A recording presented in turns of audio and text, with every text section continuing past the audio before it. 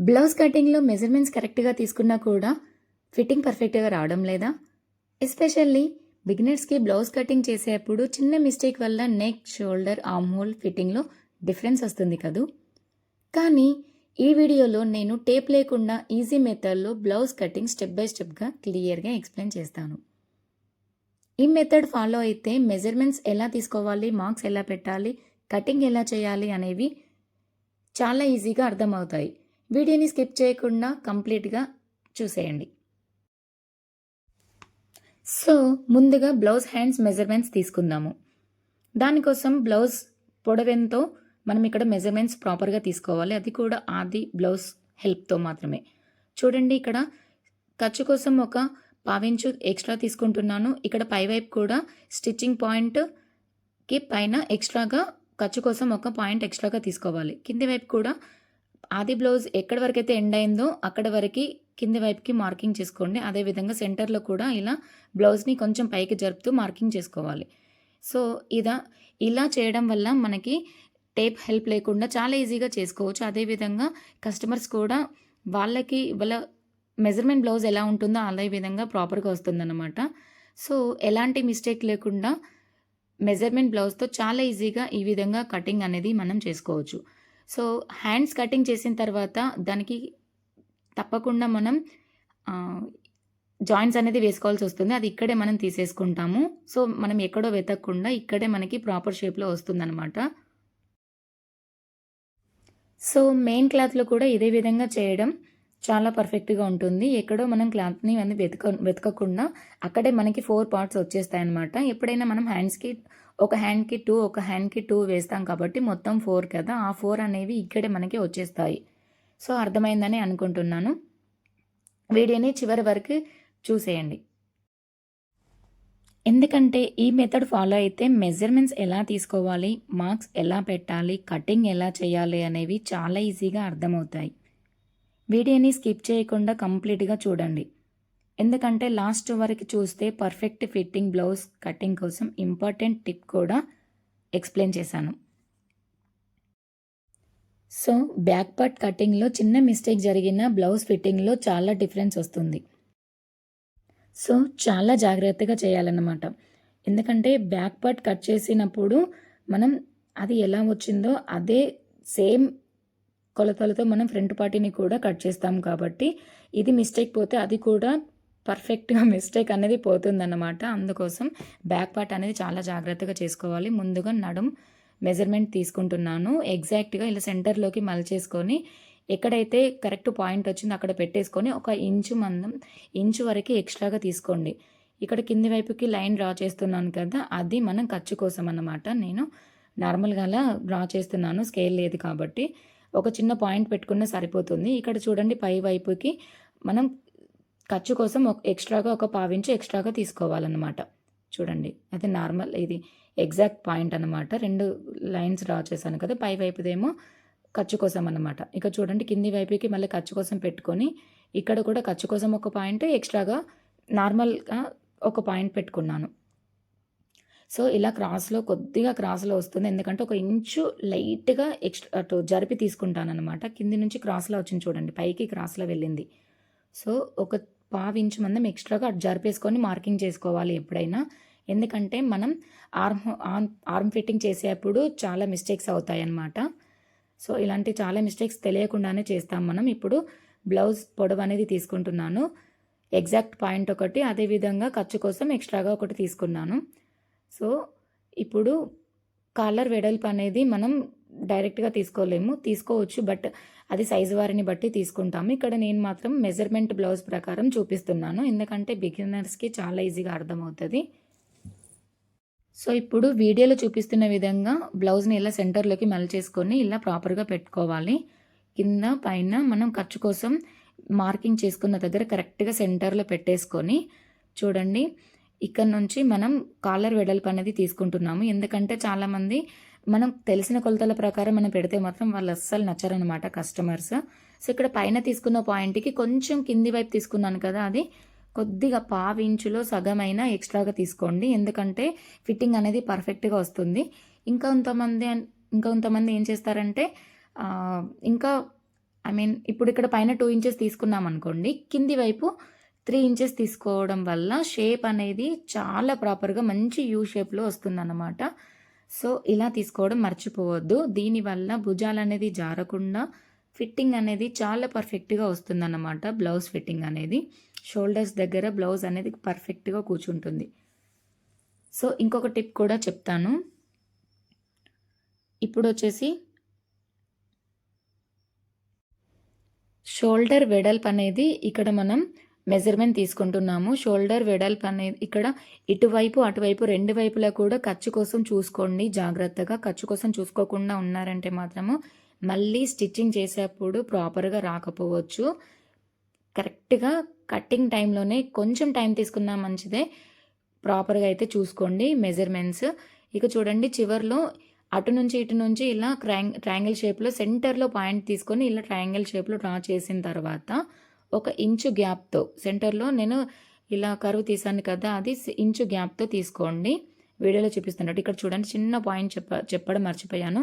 ఇక్కడ మెజర్మెంట్ భుజం దగ్గర చూడండి ఒక పావించి కిందికి డ్రా చేసుకొని ఇలా క్రాస్‌లో డ్రా చేసుకోవడం వల్ల భుజాలనేది జారకుండా పర్ఫెక్ట్‌గా కూర్చుంటుందన్నమాట. ఇక్కడ సెంటర్ నుంచి భుజం నుంచి సెంటర్‌కి ఇలా కిందికి ఒక పాయింట్ తీసుకుంటున్నాను.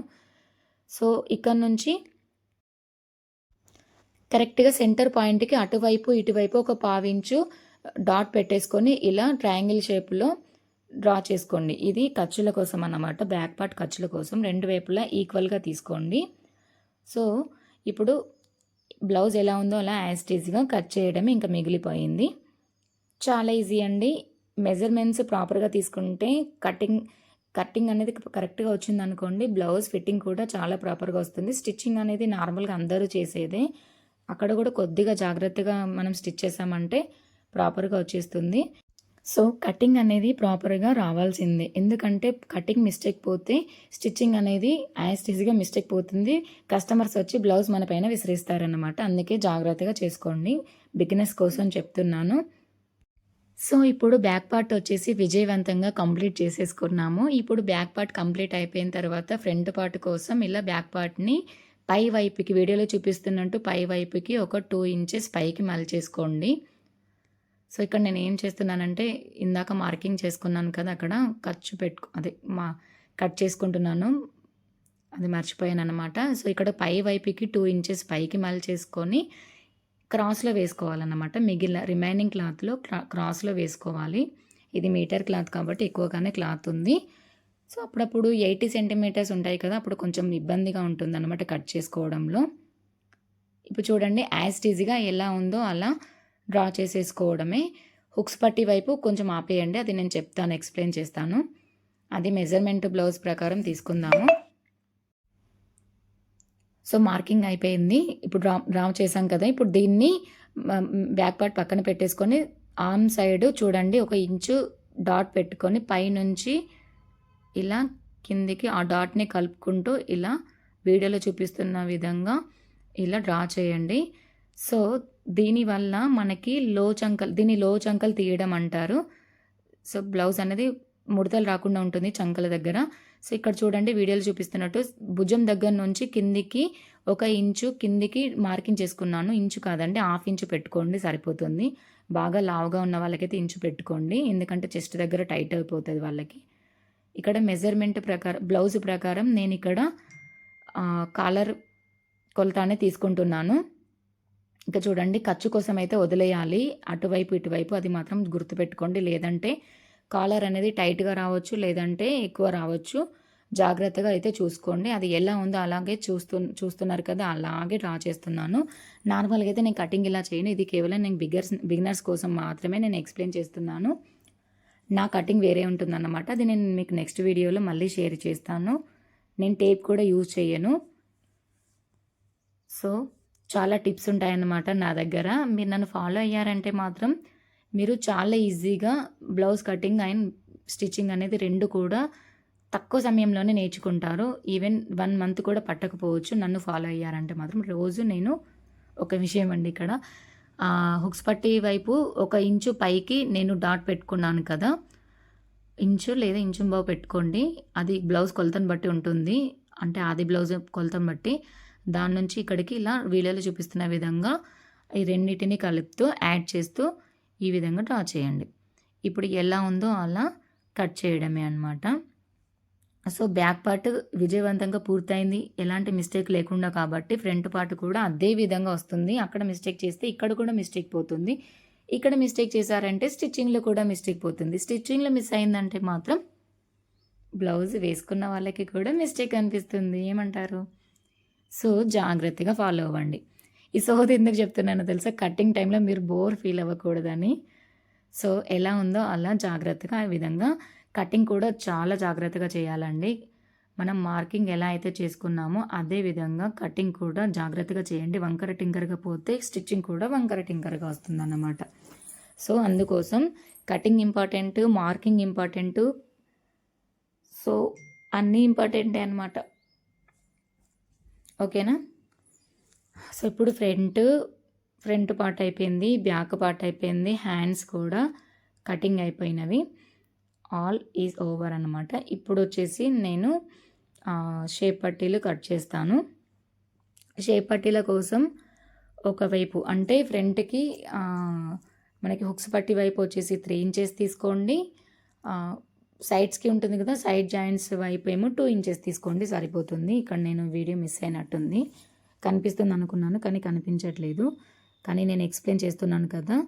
ఒకవైపు 3 ఇంచెస్, ఇంకొక వైపు 2 ఇంచెస్ తీసుకుంటే ఏ సైజ్ వరకైనా పర్ఫెక్ట్గా వస్తుందన్నమాట. సో ఇది కూడా మెజర్మెంట్ బ్లౌజ్ ఎంతవరకు అయితే ఉందో దాని షేప్ పట్టీలు ఎంత ఉన్నాయో అంతకి ఇంకొక 1/2 ఇంచ్ ఎక్స్ట్రాగానే తీసుకోండి. ఎందుకైనా బెటర్. ఎందుకంటే ఫ్రంట్ పార్ట్ ఏమైనా దానికంటే ఎక్స్ట్రా వస్తే ఇది కూడా ఎక్స్ట్రా రావాలి కదా. సో అందుకోసం చెప్తున్నాను. ఏదైనా కొద్దిగా ఎక్కువ తీసుకోవడం వల్ల మళ్ళీ కట్ చేసుకోవచ్చు ఎక్స్ట్రా ఉంటే, కానీ తక్కువ తీసుకోవడం వల్ల మళ్ళీ యాడ్ చేయడం అయితే అన్నింటికి కుదరదన్నమాట. సో జాగ్రత్తగా చేసుకోండి. ఇంతే అన్నమాట. సో ఇక్కడ వీడియోలో చూడండి, ఫ్రంట్ పార్ట్ కంటే ఈ షేప్ పట్టీలు అనేది కొద్దిగా తక్కువ ఉన్నాయి కదా. అది ఎందుకు అలా అంటే మనం ఫ్రంట్ పార్ట్కి ఖర్చులు అదే ఏమంటే టక్స్ పెట్టుకుంటాం కదా. టక్స్ పెట్టుకున్నప్పుడు క్లాత్ మళ్ళీ తగ్గిపోతుంది, అప్పుడు ప్రాపర్గా సెట్ అవుతుంది అన్నమాట. సో ఇప్పుడు వచ్చేసి back part, front part, hands, shape పట్టీలు అన్నీ కంప్లీట్ అయిపోయినాయి. ఇది నేను నడుం పట్టి కట్ చేస్తున్నాను. నడుం పట్టి, కాలర్ పట్టీలు అన్నమాట. నడుము, కాలర్ పట్టీలు, షేప్ పట్టీలు, ఇంకా షేప్ పట్టీలు కాదు హుక్స్ పట్టీలు కూడా కట్ చేయాలి. ఇవన్నీ ఈ వీడియోలో మిస్ అయినవి. నేను మీకు నెక్స్ట్ వీడియోలో అన్నీ ప్రాపర్గా చూపిస్తాను, ఏది ఎక్కడ కట్ చేయాలి అని చెప్పేసి. సో ఇప్పటివరకు వీడియో చూసారు కదా. ఎవరికైనా నచ్చినట్లయితే ప్లీజ్ సబ్స్క్రైబ్ చేసుకోండి. ఇంకా మరిన్ని ఇలాంటి ఎన్నో వీడియోస్ నేను మీకు షేర్ చేస్తాను, మంచి టిప్స్తో మీ ముందుకు వస్తానన్నమాట. సో ప్లీజ్ సపోర్ట్ చేయండి. అదేవిధంగా లైక్ చేశారంటే మాత్రం ఈ వీడియో మరికొంతమందికి షేర్ అవుతుంది. అంతే అంది వీడియో. Bye bye.